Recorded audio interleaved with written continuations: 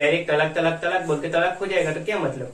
किसी को विचारने का समय तो दो। आप शादी कर ली एक बॉयज ने 3 4 5 गर्ल्स के साथ, तो बाकी जो कुंवारे बैठे हैं उसका क्या होगा। जो वेतन देना चाहिए था आपको वो 600 700 रुपए होगा, लेकिन आपने क्या दिया 100 200 रुपए दे दिया, पकड़ा दिया 100 200 रुपए। 3 महीने तक आप काम नहीं करोगे तो भी आपको पगार तो मिलेगा। नमस्कार, जय हिंद मित्रों। आज हम संविधान के भाग 4 यानी DPSP directive principle of state policy, राज्य के नीति निर्देशक तत्व या इसको सिद्धांत भी कह सकते हैं, उसके बारे में हमने जाना था। 36 से 40 तक के आर्टिकल, जिसको इन्होंने कहा था, केटी शाह ने कहा था कि चेक के समान है, जो बैंक देना चाहे तो दे सकती है और नहीं देना चाहे तो नहीं दे सकती। वह किस आधार पे कहा था कि राज्य को भी देना चाहे तो दे सकती है और नहीं देना चाहे तो नहीं दे सकती है। तो आज हम आर्टिकल देखेंगे 41 42 43 ऐसे आर्टिकल देखेंगे। आर्टिकल 41 में कहा गया है कुछ परिस्थितियों में सहायता देगी सरकार, और ये क्लियर नहीं है कि देगी ही, क्योंकि ये आपको पता है डीपीएसपी के अंदर आया है। तो विधवा को पेंशन देगी, विधवा पेंशन जो मिलता है उसके अंदर तो कहा है कि उसको पेंशन दे देगी, और दिव्यांग व्यक्ति जो हो गए उसको कुछ सहायता दे देगी। वृद्धा पेंशन देगी, उसके बाद की है वृद्ध लोगों को सहायता एवं पेंशन, इसी के लिए वृद्धाश्रम भी खोले जाते हैं इसी के अंदर। और कहा है कि शिक्षा, काम और रोजगारी, शिक्षा देना जो है स्टेट के अंदर है, इसके लिए कहा है कि अगर आपके स्टेट में शिक्षा का अभाव हो या काम का अभाव हो, काम वही रोजगारी, उसका अभाव हो तो आपको देना चाहिए, और नहीं अभाव है तो कोई प्रश्न ही नहीं उठता कि देंगे नहीं देंगे ऐसा। इसलिए इसको इस अंतर्गत रखा गया है डीपीएसपी के अंदर। तो ये हो गया आर्टिकल 41 कि आपको विधवा को पेंशन देना हो। आपको पता होगा कि सरकार नई नई स्कीम लाती है, जब सरकार बदलती है तो स्कीम भी बंद हो जाते हैं या बदल जाते हैं, ऐसा होता है।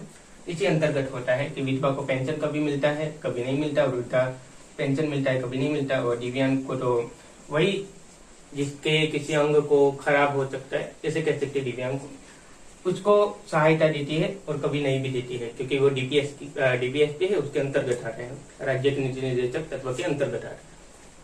और आर्टिकल 42 है मनोचित दशा। इसको हम देखिए 365 डेज होते हैं 1 ईयर के अंदर, तो उसमें से हो सकता है जो कर्मचारी है वो 2 सप्ताह 3 सप्ताह काम न कर सके, ऐसा हो सकता है। तो उस कंडीशन में उससे ज्यादा काम नहीं करवाएंगे, उससे मनोचित दशा, मन की दशा, कि उसके मन की दशा को ज्यादा हम भारी नहीं करेंगे। उसको ठीक है, चलो 1 सप्ताह है, वो ईयर्स में कभी कभी काम नहीं करेगा तो क्या बिगड़ जाएगा, तो 1 सप्ताह 2 सप्ताह नहीं काम करेगा तो क्या बिगड़ जाएगा, या फिर कोई हैवी काम भी नहीं देगा उसको। इसके बाद है मनोचित दशा, यानी आर्टिकल 42 में कहा गया है। तो प्रसूति सहायता, जो माँ है उसकी डिलीवरी है, जो भी लेडीज उसकी डिलीवरी है, उसके 3 महीने पहले और 3 महीने बाद छुट्टी देनी पड़ेगी। इसकी बात है इसके अंतर्गत, क्योंकि आपको पता है ये डीपीएसपी के अंदर है, तो ये नहीं है कि लागू ही रहेगा या देना ही पड़ेगा, ऐसा नहीं है। अगर वो सरकार स्टेट चाहे देगी, नहीं दे चाहे तो नहीं देगी ऐसा। और ये वैलिड है, क्योंकि ऐसा बन सकता है कि किसी स्टेट में जो लागू हो तो इसका मिस यूज भी हो सकता है। कैसे कि हर बच्चे पे ऐसे छुट्टी ले लेगा, 3 महीने इधर 3 महीने उधर, लेकिन इसमें है कि 3 महीने तक आप काम नहीं करोगे तो भी आपको पगार तो मिलेगा इसके अंदर, इसलिए इसका मिसयूज हो सकता है। 6 महीने की पगार मिल जाएगी आपको। तो इस पे क्या कहा गया है कि 2 केस पे ही अवेलेबल है, कि 2 केस हो गए, उससे ज्यादा नहीं होने चाहिए। उसके ज्यादा हो गया तो आपको पता चलेगा ये मिसयूज हो रहा है इसका, इसलिए इस पे एक कंडीशन डाली है कि 2 केस से आगे बच्चे नहीं होने चाहिए। अब आर्टिकल 43 लिखती है कि 43 में क्या कहा गया, न्याय संगत वेतन।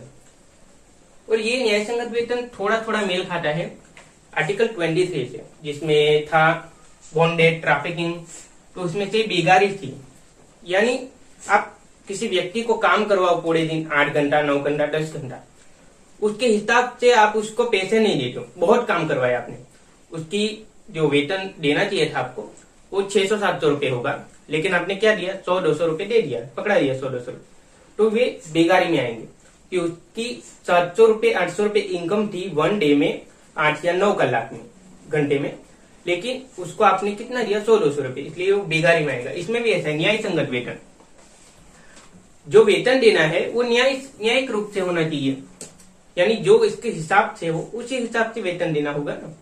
तो उसकी बात है आर्टिकल 43। और इसके ए और बी में कहा गया है, ए में कहा गया है उद्योग प्रबंधन, उद्योग का जो भी मैनेजमेंट होगा, जो भी विकास का कार्य होगा, कि फिर इंजीनियरिंग ले लिए, ये सारे डिपार्टमेंट है, उसमें कहीं कहीं आपको श्रमिकों को भागीदारी देनी पड़ेगी, हिस्सेदारी देनी पड़ेगी, उसकी बात है इसके अंतर्गत।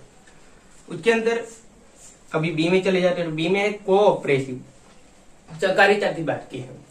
सहकारिता, देखिए सहकार यानी मदद, एक दूसरे की मदद करें, ऐसे संगठन बना लीजिए, ऐसे लोगों के ग्रुप बना लीजिए, और बाद में वो जो गांव है गांव गांव में जाएगी, और ऐसे इलाके जो गरीब वर्ग है, मध्यम वर्ग या गरीब वर्ग, उनके शोषण हो तो उस शोषण को मिटा देगी, यानी शोषण को कम कर देगी ऐसा, और सामाजिक स्तर को ऊपर लाने में ये सहायता करेगी। इसलिए कह सकते हैं कि आर्टिकल 43 में जो बी है वो बहुत प्रभावकारी है गांव के लिए, कि गांव की जो दशा है, जो शोषण वर्ग है, उसको वो शोषण में से मुक्त करेगी और सामाजिक स्तर को वो ऊपर लाने में सहायता देगी।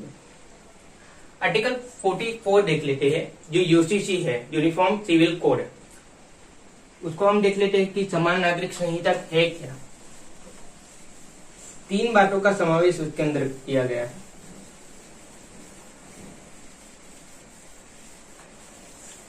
अगर कोई मुद्दा नहीं उठा तो लास्ट में यूसीसी तो उठ ही सकता है, इसलिए आपको जान लेना चाहिए यूसीसी है क्या। आर्टिकल 44 में इसकी बात की है, यूसीसी यूनिफॉर्म सिविल कोड।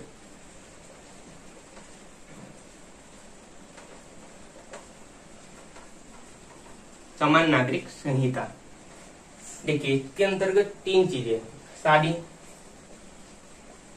हो सकता है, शादी के साथ तलाक भी हो जाए तो तलाक, और वसीयत की बात की है।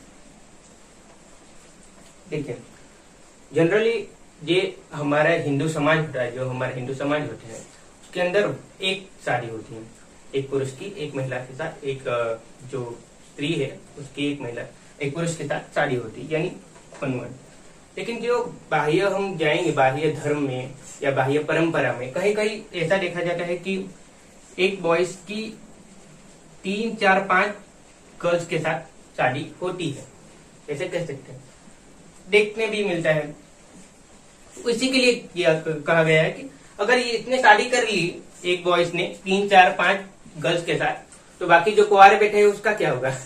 उसी के लिए कि एक बॉयज की एक के साथ शादी होनी चाहिए, ये परमानेंट अभी नहीं हुआ है, इसीलिए इसको डीपीएसपी के अंदर डाला गया है, डायरेक्टिव प्रिंसिपल स्टेट पॉलिसी के अंदर, कि जब राज्य को होगा तभी वो दे देगी। लेकिन हो सकता है आने वाले समय में इसको उठा के भाग 3 में डाल दें, और ये जरूरी भी है। देखिए ये इसमें जनसंख्या कम दिखाई देने, जनसंख्या कम दिखाएगी, लेकिन इसकी वजह से क्या जनसंख्या भी बढ़ेगी, और देश का जो विकास है वो जनसंख्या के आधार पर होता है। जनसंख्या ज्यादा होगी तो विकास कम होगा। अमेरिका में कम है जनसंख्या, इसकी वजह से क्या विकास ज्यादा है, लेकिन भारत की आबादी तो दिन प्रतिदिन बढ़ती रहती है, इसके लिए विकास में गिरावट आ सकती है। और ये एक हो गया शादी का। और तलाक का, मुस्लिम में था कि तलाक बिद्दत, तलाक हसन अहसन और तलाक बिद्दत था। तलाक बिद्दत में क्या था कि तलाक तलाक तलाक, एक तलाक बोल दिया, लिखवा दिया, खत्म तलाक। और तलाक हसन अहसन में कुछ टाइमिंग 3 महीने 6 महीने ऐसे टाइमिंग थे। इसी की वजह से तलाक बिद्दत निकाल दिया गया कि डायरेक्ट तलाक तलाक तलाक बोल के तलाक हो जाएगा। तो क्या मतलब, किसी को विचारने का समय तो दो, आप समय दोगे तो वो समझेगा हाँ ठीक था। इसीलिए तलाक के मामले पर भी इसके अंदर डाल दिया यूसीसी में कि तलाक ऐसे तुरंत नहीं हो जाएगा, तलाक तलाक तलाक ऐसे करके। वसीयत की बात आ गई तो वसीयत में देखा जाता है कि जो बहन होती है उसकी हिस्सेदारी कम देखने मिलती है, कि नहीं देते हैं ऐसा। लेकिन अब जब ये यूसीसी लागू हो जाएगा तो उनको भी मिलता है, वसीयत में उनका भी हिस्सा होगा, ठीक है। उसकी बात इसके अंदर है कि आप बहन होगी तो उसको भी हिस्सा देना है, क्योंकि ये वसीयत इसके अंदर यूसीसी समान नागरिक संहिता, सभी नागरिक को समान तरीके से मिलेगा, इसलिए। तो ये बात है यूसीसी की, जिसके अंदर 3 बात आ गई। और कभी कभी आपने सुना होगा कोड ऑफ कंडक्ट, यानी आचार संहिता। वो आचार संहिता जब लागू होती है चुनाव के समय, इलेक्शन के समय, तो उसके अंदर क्या करना है या क्या नहीं करना, उसकी सभी बातें कही गई होती है। यही वही है आचार संहिता, यानी कोड ऑफ कंडक्ट। थोड़ा थोड़ा मेल खाता है, इसी के अंदर कहा है कि ये होगा। और ये हो गया आर्टिकल 44। अब देखते हैं आर्टिकल 45।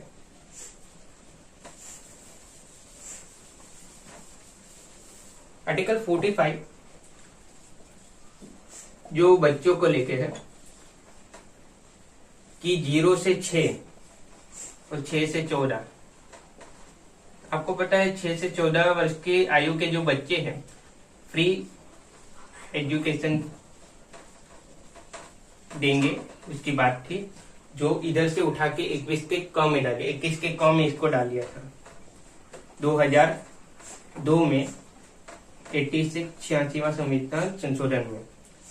और 0 से 6 थे, उसमें स्वास्थ्य से रिलेटेड है, मेडिकल सुविधा है वो फ्री देनी होगी। लेकिन ये परमानेंट अभी नहीं है लागू कि ये फ्री देंगे ऐसे करके, क्योंकि वे अभी डीपीएसपी के अंदर है, इसलिए ये नक्की नहीं है कि वो देंगे या नहीं देंगे ऐसा। लेकिन ये तो हो गया कि इसको उठा के डाल लिया, जो 21 था उसके कम में, 21 में था प्राण एवं दैहिक स्वतंत्रता, उसके अंदर अलग से डाल लिया, जोड़ दिया, यही था इधर से डाल दिया। क्योंकि ये बेसिक नीड्स है कि आप किसी को शिक्षा नहीं देंगे तो विकास कैसे होगा। अगर प्रत्येक व्यक्ति का विकास होगा तो ही तो देश का विकास होगा ना। तो इसीलिए ये भी जरूरी है और ये भी जरूरी है। बन सकता है आने वाले समय में आ जाइए जो हमारा भाग 3 है मौलिक अधिकार, उसके अंदर, और मौलिक अधिकार के अंदर आ गया, इसका मतलब अगर जो उसको ठेस पहुंची तो आप सुप्रीम कोर्ट, हाई कोर्ट जा सकते हो। सुप्रीम कोर्ट 32 के तहत और हाई कोर्ट 226 के तहत जा सकते हो। यही फायदा है मौलिक अधिकार का। और ये जो डीपीएसपी है उसकी हम खराब कह सकते हैं ऐसे, तो वो है कुछ कुछ होना चाहिए कि राज्य देगी तो चलेगा, नहीं देगी तो नहीं चलेगा। सभी चीजें हम मौलिक अधिकार में जोड़ देंगे तो वो अच्छी बात नहीं है, इसीलिए ये ठीक है अभी डीपीएसपी के अंदर है तो। और 46 से जो 51 तक है वो बाद में देखेंगे। ऐसे तो 46 में जो SC/ST के प्रावधान के विषय में बात की गई है। तो आज के लिए बस इतना ही रखते हैं, मिलते हैं अगले नेक्स्ट वीडियो में।